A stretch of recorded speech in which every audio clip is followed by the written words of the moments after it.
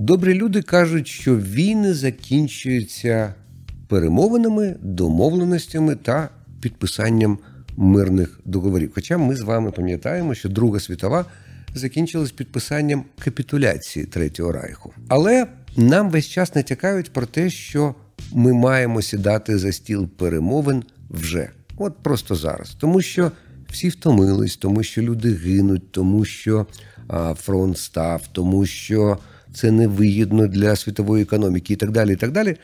Але ми розуміємо, що цю думку висловлюють або дуже наївні, хороші, але дуже наївні люди, яких в Кремлі за російською традицією називають корисні ідіоти. Бо це люди, яких можна просто використовувати. Або калібровані покидьки, які отримують гроші з Кремля. Всі, хто стикався з Росією, всі, хто жили в орбіті імперії зла, чітко знають, що Росія ніколи не виконувала жодної домовленості, не виконувала жодного договору. Найби він був підписаний кров'ю серця російського царя. Просто ніколи цього не робили. І будь-який договір з Росією не вартий папіру, на якому він написаний, не вартий мікрограму чорнила, яким підписаний. З вами Олексій Ковжун, і ми розпочинаємо другий сезон нашого циклу «Довга війна». Поговоримо про договори і домовленості з Росією, які вона завжди порушувала. Але перш ніж ми перейдемо до суті, в мене до вас є традиційне прохання. Традиційне, але з нюансами. Ми розпочали новий цикл, розпочався новий рік. Ми дуже вдячні вам за перегляди, лайки, коментарі, пересилання лінків друзям та знайомим. Це дуже важливо для нас. Але будемо вдячні за підтримку. Я маю на увазі, скажімо, Buy Me Coffee. Бо цей випуск вже виходить з англійськими субтитрами. І для того, щоб робити більше, в тому числі для англомовної аудиторії, нам потрібна ваша підтримка. І хочу вас запевнити, що якщо 5% тих з вас, хто передивиться це відео, нас підтримує своєю копієчкою, ми зможемо робити набагато більше, в тому числі і для англомовної аудиторії. А також багато іншого, але про це ви дізнаєтесь потім. Тож переходьте за лінком внизу, ну і чекаємо від вас коментарів і пересилань лінка.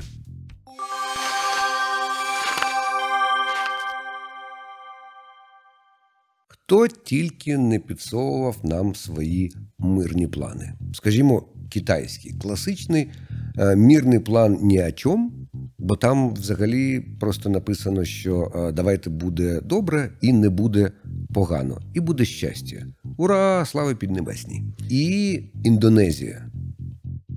Індонезія?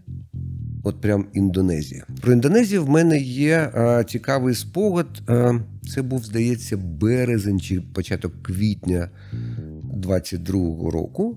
Мій добрий знайомий Саїд Ізмаїлов, який тоді був шейхом Саїдом, муфтієм українських мусульман, він зробив звернення до російських мусульман російською, розповідаючи їм, що їхня війна не джихад, щоб їм там не казали, наша війна джихад, бо ми захищаємо свої сім'ї, свої дома, свою землю, своє життя. Його попросили саме з Індонезії провести інтерв'ю з ними, розповісти їм, що тут відбувається. І це офіційно, хоча й зумом, але звучить гімн Індонезії, гімн України, сидить шейх Саїд в всьому вбранні, і йому задають питання індонезійські журналісти. Що Бандера? Що Азов?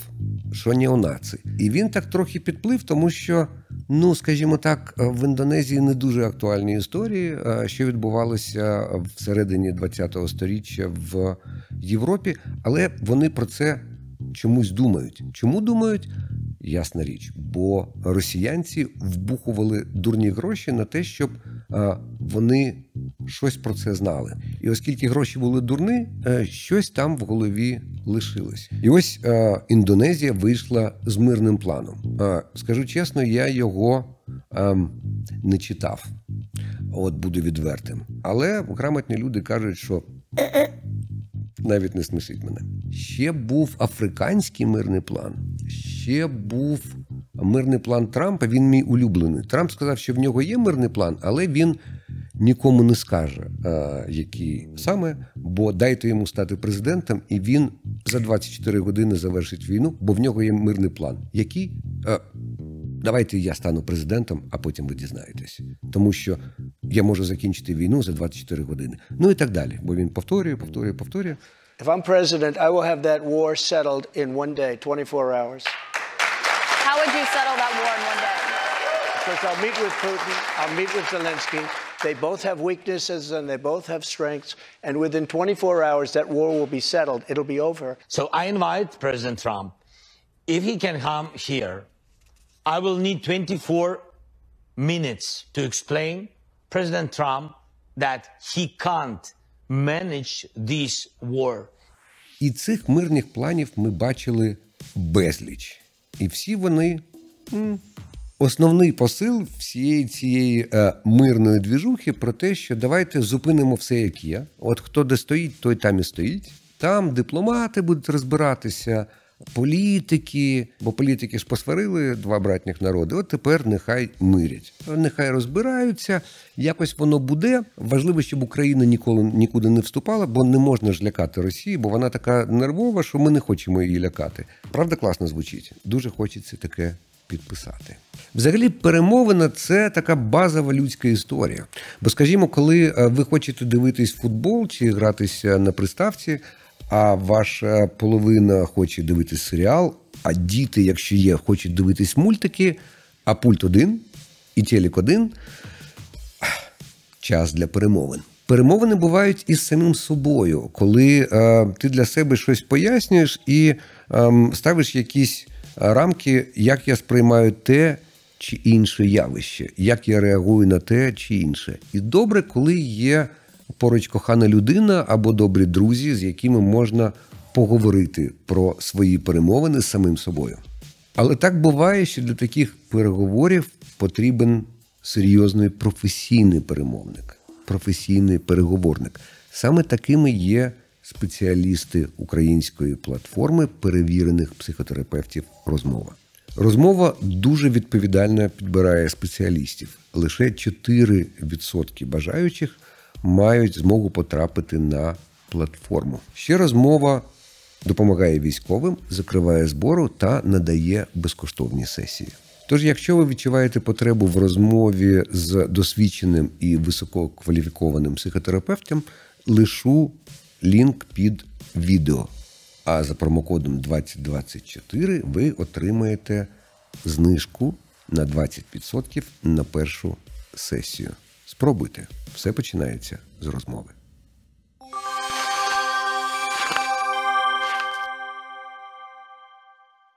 Як сказано в одній книжці, «Блаженны миротворцы, ибо их есть Царствие Небесное». Царствие Небесное есть. А на землі, на жаль, навіть якщо б ми підписали ось такий дикий, страшний і жахливий просто мирний план про те, що всі там, де є, там і буде, і Україна нікуди не вступає, і ми це підписуємо, насправді, цю капітуляцію. Проблема в тому, що навіть якщо ми підпишемо такий вкрай невигідний, кабальний для України договір, росіяни все одно не будуть його виконувати. От просто ніколи, ні за що. І про це світові миротворці і мудрагелі якось забувають. Нема в них такого досвіду.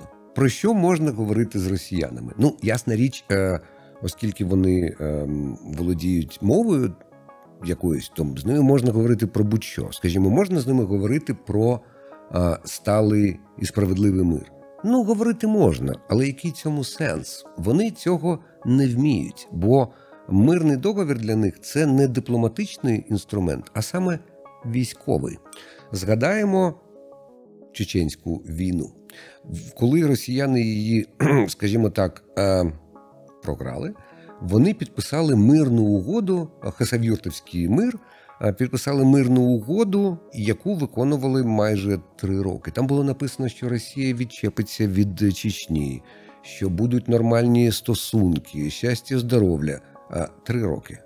Потім була Друга Чеченська війна, де загинули сотні тисяч людей в Чечні і закінчилось все трагедією. Ми це знаємо, вони це знають, і мав би знати світ, що так прийнято. Підкреслюю, для росіян мирний договір – це не дипломатичний інструмент, а саме військовий. Можна поринути ще глибше в історію і згадати, скажімо, мирний договір з Кримським ханством в 18 сторіччі. Підписали, визнали незалежною державою, пообіцяли прибрати війська, і війська не прибрали, і менш ніж за 10 років півострів анексували. Тому що подобається Крим росіянцям. І досі подобається. І в 14-му вони туди зайшли і не збираються виходити. І це буде фінал апофеоз, коли ми їх звідти виб'ємо, бо Крим – це така перлина, дуже важлива і така здоровенна в короні російського самодержав'я. Окей, про сталий мир говорити немає сенсу, то, можливо, має сенс говорити про перемир'я, про тимчасову заморозку, про подальші дії щодо дорожньої карти, досягнення сталого миру вже колись потім, але поки заморозка. Можна про це говорити? Можна, але немає сенсу, бо росіяни використовують знов-таки договір про перемир'я чи заморозку як військовий інструмент для того, щоб виждати час, виграти час і плекати ракову пухлину на території сусідньої держави для того, щоб через неї дестабілізувати і в кінцевому рахунку контролювати цю територію. Після розвалу Совєтського Союзу росіяни запустили план по дестабілізації своїх сусідів. Майже всіх. Скажімо, в Молдові була війна в так званому Придністров'ї. Війна – це ж погано, давайте зупинимось і буде мир. Настав мир, туди ввели миротворців, щоб вони цей мир творили, і це були російські солдати. Ну а потім якось дипломатія. 30 років. Там стоїть російська армія, дипломатія не працює, проблему не вирішено. Нагірний Карабах. Конфлікт, росіянці заходять творити мир, миротворці стоять, і щось воно тойво. І ми бачимо, як воно відбувається. Навіть коли звідти виперли росіянських миротворців, ще дуже не скоро там буде норм, бо росіяни лишають за собою слід. Ще можна згадати війну в Грузії. Давайте зупинимось, заморозимо, а там вирішимо. Ну, вирішили. 20% території Грузії, а саме Абхазії, так звана Південна Осетія, ну, фактично анексовані. Там стоять миротворці. Що роблять? Творять мир. Чи варто говорити з росіянами про відведення військ? Ну, говорити можна, але чи є в цьому сенс? Здається, що ні, бо вони сприймають всі ці демілітаризовані зони, розмежування, відведення, розведення як спосіб стримувати ту сторону. А самі продовжують обстріли і запускають ДРГ. Згадаємо, скажімо, Мінськ-1 і Мінськ-2, які ми підписували під прицілом далекобійної артилерії і російських танків, що були націлені на нас. Що, дуже допомогло? Вирішило проблему Донбасу? Ні, тільки відсрочило неминуче, а саме криваву повномасштабну війну на всій території України. Може, з росіянами можна говорити про якісь локальні речі, скажімо, гуманітарні коридори, ну це ж світова практика? Можна говорити, але не варто. Бо ми добре пам'ятаємо гуманітарний коридор серпня 2014 року під Іловайськом, коли росіяни, вони запропонували, давайте ми надамо гуманітарний коридор, щоб ви могли вивести добровольчі батальйони, українське військо, а потім відкрили вогонь з усіх стволів і вбили 366 українських солдатів. Говорити про це, можна, але сенс. Але базові якісь речі. Чи можна з росіянцями говорити про визнання кордонів, незалежності країни, все таке інше? Знов-таки, можна говорити. Але немає сенсу, бо як сказав Путін, він, знаєте, час від часу проговорюється. Пам'ятаєте, в 2014 році він казав про Крим «нас там нет», про Донбас «нас там нет», а потім якось так визнав, що це була блискуча спецоперація з загарбання Криму. Тож він проговорився і сказав, що кордони Росії не закінчуються ніде. Границы России нигде не заканчиваются. Тож сьогодні вони хочуть Донбас, завтра вони хочуть всю лівобережну Україну, потім вони згадують, що насправді Київ, Одеса, Харків – російські міста. Що вони придумають післязавтра, я не знаю. Але Польщі і країнам Балтії варто підготуватись. Зеленський якось сказав, мене вразила ця цифра, що коли Росія напала на Україну, цією дією вона порушила понад 4 сотні міжнародних договорів, частиною яких була Росія. 4 сотні міжнародних угод. Це вражає. Ясна річ, я не є дипломатом чи міжнародним юристом, і взагалі юристом. Я в житті не назву 4 з хвостиком сотні цих угод, але я добре пам'ятаю Будапештський меморандум. Будапештський меморандум мав стати нашим квитком у світле майбутнє, нашим пропуском до виходу з Совєтського Союзу на шляху незалежності, самостійності, суверенності. А якось так не сталося. Бо Будапештський меморандум, там було зазначено, що Росія поважає незалежність, суверенітет та існуючі кордони України, а також утримується від погрози силою або її застосування проти територіальної цілісності або політичної незалежності України. Золоті слова. І ми під цей солодкий лепіт мандоліни, як то кажуть, під ці жорсткі, чіткі формулювання віддали ядерну зброю, ракети, літаки, і нічого цього не отримали взамін. І потім нам сказали, що насправді цей меморандум, це така собі дорожня карта, це такі світлі думки. Бо крім Росії, це підписували ще Америка, Британія, Німеччина, Євросоюзу тоді не було. І їм ніяково, але вони мають казати, що насправді це була така ідея. І воно нас мало захистити від ядерного нападу. А ядерний напад не стався. Але все ж таки треба віддати належне, оскільки вони відчували не те, що свою провину, а свою причетність до того, як нас з вами надурили, ми отримуємо від них допомогу, за що їм велика подяка. Хочемо ще. А про те, як Україна втрачала свій військовий потенціал, в нас на сайті є великий, я б сказав, розкішний матеріал Катерини Моли, і я там поставлю посилання. Почитайте, там цікаво. Боляче, але цікаво і важливо. А ще був російсько-український договір про дружбу, мир, щастя і жвачку 97-го року. Ще були Гельсінські домовленості, ще безліч об'єктів, які світ вважав серйозними документами, а росіяни вважали папірцями, на які можна плювати з колокольні Ісааківського собору. Чи будь-якого іншого.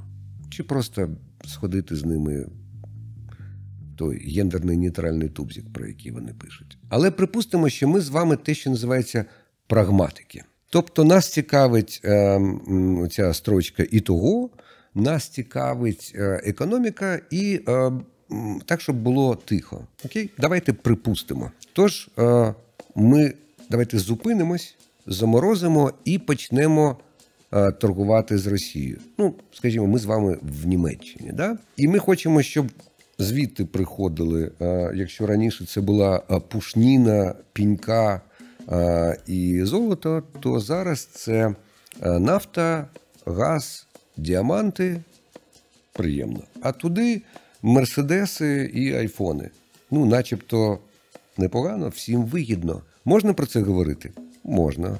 Варто? Ні. Тому що Росія завжди сприймала ресурси, торгівлю і переміщення ресурсів як військовий інструмент. Просто іншої війни, як то кажуть, гібридної. Давайте пригадаємо, скажімо, зерновий коридор. або блокаду турецьких помідорів, або, я дуже люблю цю історію, колись в мене вдома був телек, це було дуже давно, і я дивився новини і час від часу відслідковував, що відбувається в Росії. Це був 2008 рік, і я пам'ятаю, сиділи в 4 розумаки росіянських і говорили про Грузію. І кричали одне на одного. Прям таке ток-шоу з плюралізмом думок. Один казав, ми маємо напасти на Грузію сьогодні. Інший каже, ні, не можна, бо ми ще до цього не готові. І другий каже, третій, про те, що а давайте просто, ми ж боржомі і вино вже перекрили, давайте подумаємо, що ми можемо зробити економічно. І четвертий казав, ні, ми маємо стати сильніше, провести реформу армії, тоді напасти. Що мені тоді запало в голову, що думки про те, що а давайте не будемо чіпати Грузію, а займемось, скажімо, дорогами в Усть-Узюмське, чи в Нерюнгрі, красиве росіянське слово, про це мова не йшла.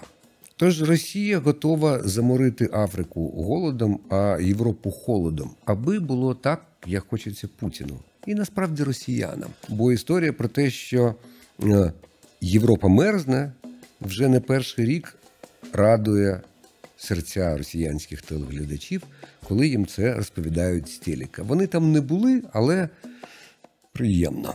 Ворогом Росії бути погано, і важко, і криваво. Ми це знаємо. А союзником бути теж не солодко. Давайте згадаємо, скажімо, Білорусь. Союзна держава, незалежна, але союзна. І там щось спільний економічний простір. Чітко зрозуміло, чому на це повівся месьє Лукашенко. Бо Єльцин був старий і бухав, а Лукашенко був молодий, красивий, загорілий, з вусами голова колгоспу, який думає, він же зараз той і я так як голова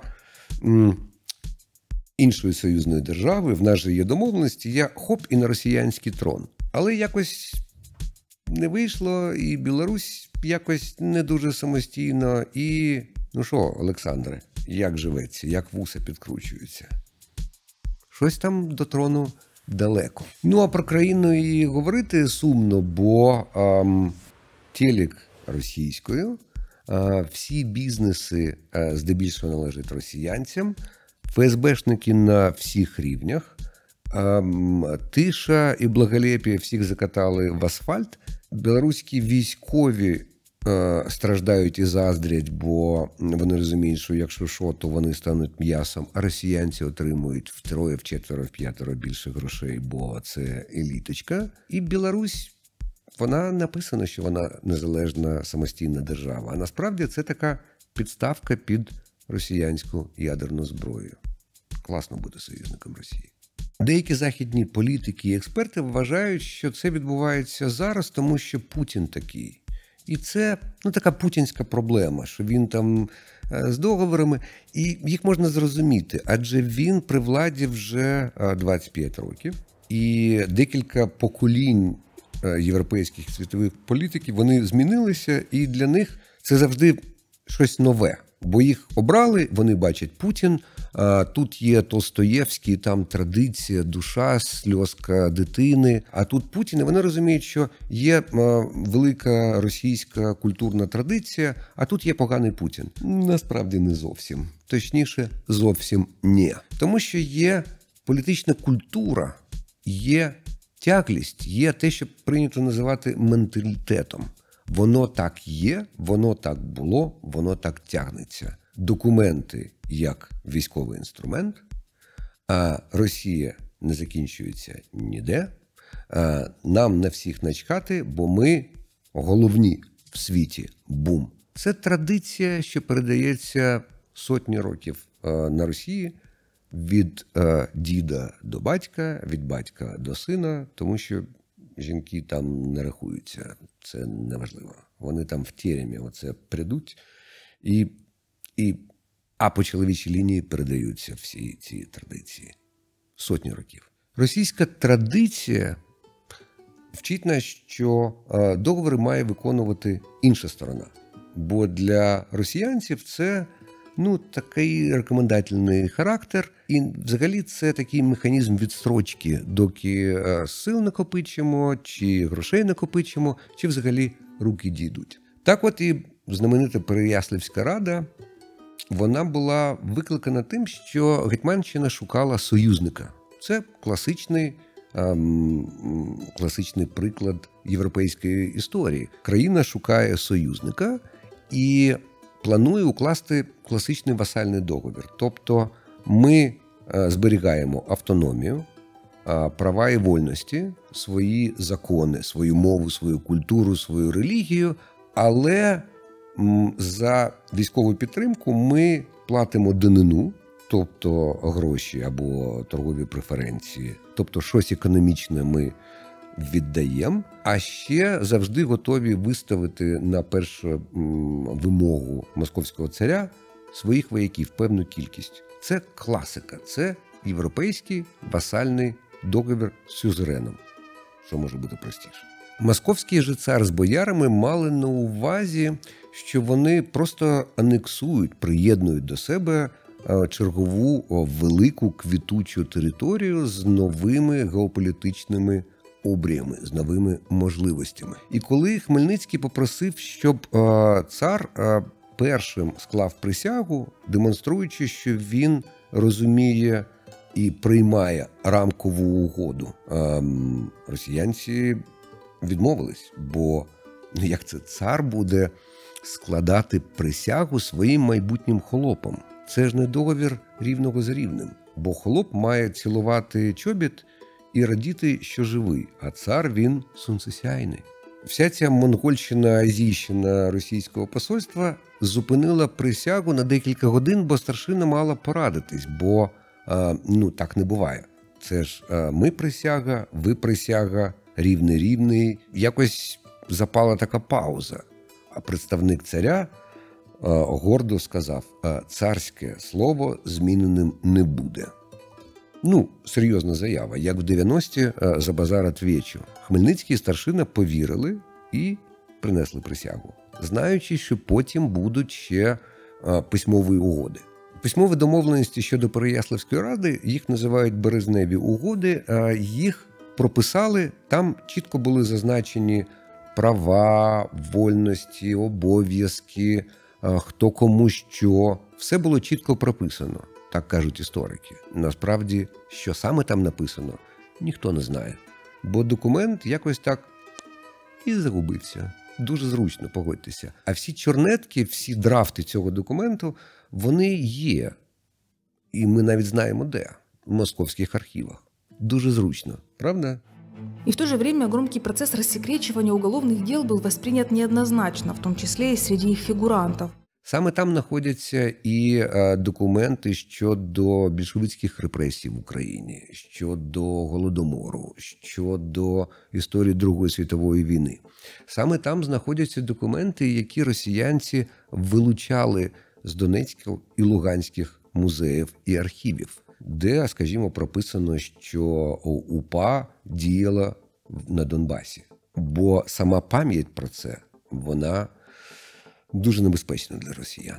Я вчився в совєтській школі, і я знав, що відбулося воз'єднання братських народів, і так це називалося в Переяславі. Да? І я питав у вчителя, а що таке воз'єднання? Бо воз'єднання для мене це було, щось було роз'єднане, а потім це воз'єднали. І я питав, а коли воно було з'єднано? А мені казали, ти записуй домашнє завдання, така сторінка. Я питаю, так, а коли воно було з'єднане?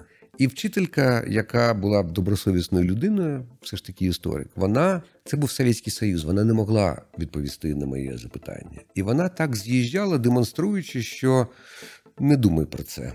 Це небезпечні думки. І коли в 1954 році проводили цю пафосну історію про воз'єднання, тоді розповідали, що це була воля народу України, слова нації не було, воля народу України, і натякали, що це був такий собі референдум, що всі українці як один сказали: пане гетьмане, катаємо до Росії, будемо возз'єднуватись. Як проводити референдум, коли з Чернігова до Києва конем їхати декілька днів, я не знаю. Але виглядало це дуже-дуже пафосно і дуже красиво. І донедавна в центрі Києва, столиці незалежної України, стояла оця арка стоїть, арка красива, але там стояли ще такі кам'яні стукани, де українці були такі з чубами і вусами, і боярі були такі страшні в таких шапках. І це був пам'ятник воз'єднання, пам'ятник дружби народів. Не урядів, а саме народів на глибинному рівні. Тож, що нам робити? Сідати за стіл перемовин марно. І не варто того. І як би не хотілося нашим союзникам, вони класні люди, які розуміють, що насправді, і я погоджуюсь, мир краще за війну. Правда. Життя набагато краще смерті. Теж правда. Воювати гірше, ніж торгувати. Ну, факт. І тоді з їхньої логіки витікає, то може ви зараз домовитесь? Ні, не варто цього робити, бо будь-які домовленості, як ми з вами говорили, не варті папіру, на якому вони підписані. І якщо ми домовимось зараз, то це просто надасть росіянам час і можливості побудувати ще більше танків, снарядів і ракет, які завтра прилетять до нас знов. А що робити? Це дуже важке запитання. Насправді, коли в тебе немає картинки перемоги, ти не можеш перемогти, бо ти не можеш досягти того, чого ти не знаєш, чого ти не можеш уявити. Коли наші союзники кажуть, що їхня мета, щоб Росія не виграла цю війну, а Україна не програла, я розумію, що це ніфіга не стратегія. Бо це описання того, що було вчора. Росія не виграла, Україна не програла. Того, що відбувається сьогодні, і того, що буде відбуватися завтра і післязавтра. Історія про те, що перемога – це коли ми дійдемо до кордонів, вона політично коректна. І я розумію керівництво української держави, яке не може казати щось інше, не може зазіхати на щось більше. Але ми з вами розуміємо, що навіть коли ми вийшли на кордони, звідти будуть прилітати ракети і приходити ДРГ. І це сумно і важко, але ми маємо з вами усвідомити, що для того, щоб розмовляти з Росією, ми маємо розмовляти з іншою Росією. І ми маємо зробити її іншою. Понад 20 українських публічних інтелектуалів, моральних авторитетів і експертів сіли і написали документ. Я щасливий і гордий, що маю якусь причетність до цього. Написали документ, що називається, ось він тут в мене є, називається він «Світ після нашої перемоги. Маніфест сталого миру». Це така досить невеличка брошурка. Посилання на документ буде внизу, там є українською, англійською і іспанською. Бо він адресований не тільки українцям, а й нашим союзникам. Про що там йдеться? Там йдеться про те, що ми маємо прийняти на себе відповідальність за те, що відбувається на тій території, для того, щоб досягти сталого миру. Тобто Росія має бути позбавлена оцієї месіанської виключності, що вони особливі, що вони несуть оцей руський мір всьому людству. Вони такі ж люди, як інші, напевно, трохи гірше, але це моя персональна думка. І з ними треба поводитись, як з усіма іншими. В них немає величної історії, в них є історія. На жаль, всі люди, що займаються питанням Росії, вони ж теж вивчали російську історію з історії государства російського, де написано про те, що Київська Русь, а потім Москва, і центр перемістився до Москви. Є тяглість Київ, Москва, але насправді ні. Бо Україна незалежна держава. Ми маємо поламати цю історичну історію, і ми маємо думати, як нам рихтувати російську систему освіти, щоб вони це не розказували своїм дітям. Ми маємо зрозуміти, як нам деколонізувати ментальний простір Заходу. бо вони знають, що є Толстоєвський, оця містична загадкова російська душа. Чому вони такі, і це окей. Я пам'ятаю, як мені один ізраїльтянин казав, це був 15-й рік, уяви собі, казав він, що ми зробили в Сирії 100% тих жахів, що роблять росіянці. Будуть мільйонні демонстрації в столицях світу. Я кажу, ну да. Він каже, а чому так не відбувається, коли Росія там робить ці килимові бомбардування чи пускає хімічну зброю? Чому цього не відбувається? Я кажу, цікаво, чому? Він каже, тому що всі знають, ну Росія вона така. І ми маємо поламати історію про те, що Росія вона така. Ми маємо трохи так знизити присутність Росії в світовій архітектурі світової безпеки. Бо зараз вона сидить в Раді безпеки Організації Об'єднаних Націй, і будь-яку резолюцію проти агресивних дій Росії вони накладають вето. Дуже комфортно. Ну, їм. Мені це дуже дивно. Ми маємо згадати про те, що Росія насправді не є членом Організації Об'єднаних Націй. Бо це стілець, який належав Совєтському Союзу. І для того, щоб туди прийняли незалежну Росію, мала пройти певна процедура, яка не пройшла. От, почитайте про це. От правда. Але всі так, ну, як казали в нас в дворовому футболі, заіграли. Проїхали. Ну, сидять і сидять. Ми маємо позбавити росіянців можливості використовувати енергоносії в якості зброї. Про це та інше написано в маніфесті Сталого миру. Читайте його, а я хочу вам сказати дуже важливу річ, бо це буде на потім. Це на після перемоги. Ми маємо про це думати, але щось робити після перемоги. Зараз ми маємо усвідомити, що головний перемовник України, єдиний успішний перемовник України з росіянцями – це Збройні Сили України. І якщо ви там, дякую за службу, якщо ви ще не там, думайте про це і готуйтесь, тому що Україна може покликати вас, бо часи важкі, і ми маємо боронити себе. І пам'ятаємо, що ми боронимо не Офіс Президента, не Верховну Раду, не когось. Ми воюємо за власне виживання. Це для нас це екзистенційна війна. Тобто, якщо ми щось підписуємо і десь здаємось, то наша розмова в найкращому випадку продовжиться десь в Варшаві, а потім, може, в Лондоні, бо Варшава тоді теж буде під загрозою, або, скоріш за все, закінчиться десь, ну, як в Бучі, знаєте.